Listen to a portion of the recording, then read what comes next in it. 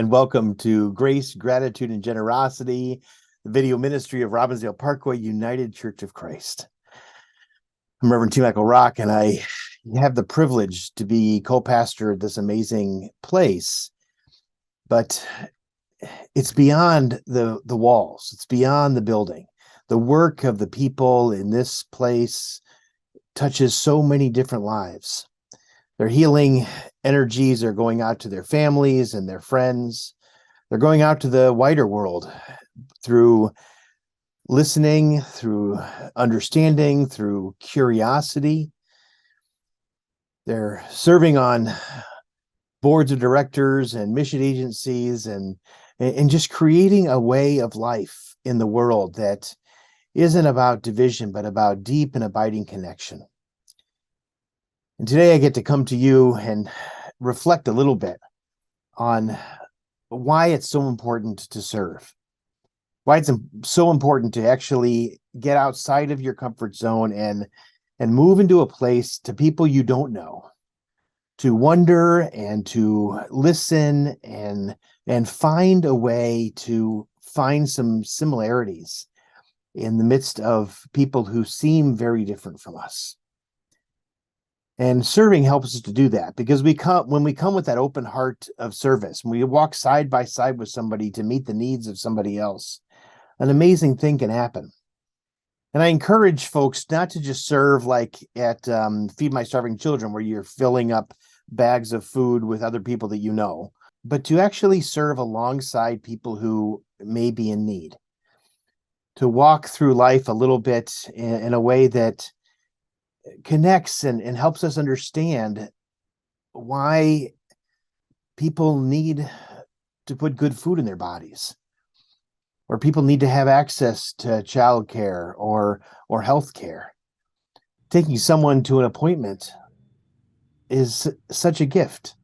To ride alongside somebody, to hear a little bit of their story, to walk alongside someone who's seeking asylum because they weren't safe in the country of their origin, but they've come here looking for a better place, and our hearts can be open to those stories. Serving alongside someone at a place that's serving a meal allows us to focus on the folks who are in the deepest need. Serving alongside people who are spending overnight at a shelter allows us to take in the breaths and the snores and the smells and everything else that comes with being in a place for people who are on the edge of society. Those events change us. They change us at a deep level and help us to understand that this is exactly what happened in our faith community, where Jesus walked in the wilderness and was tempted by food, was fasting, and was tempted by something out there that was going to give him sustenance because he was really hungry. And he understood that we don't live by bread alone, but we live in these relationships. We live in connection. We live in the way we're learning how to love.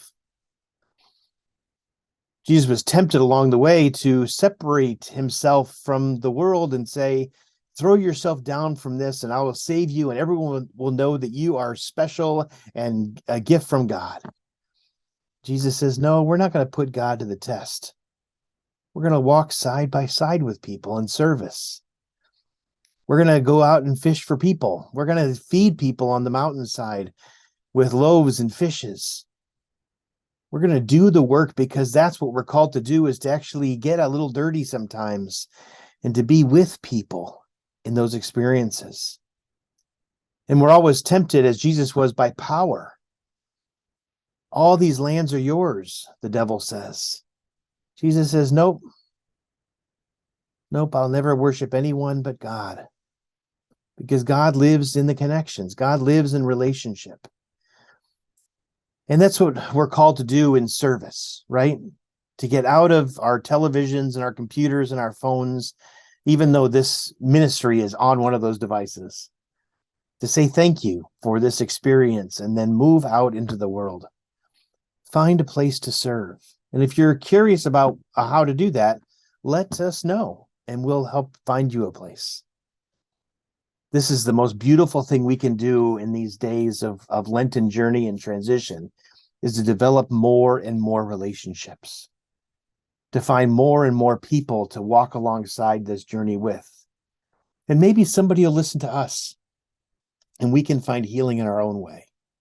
This is the possibility of what this ministry has. When we enter our lives with grace, gratitude, and generosity, it opens up a whole new world of service and love. Amen.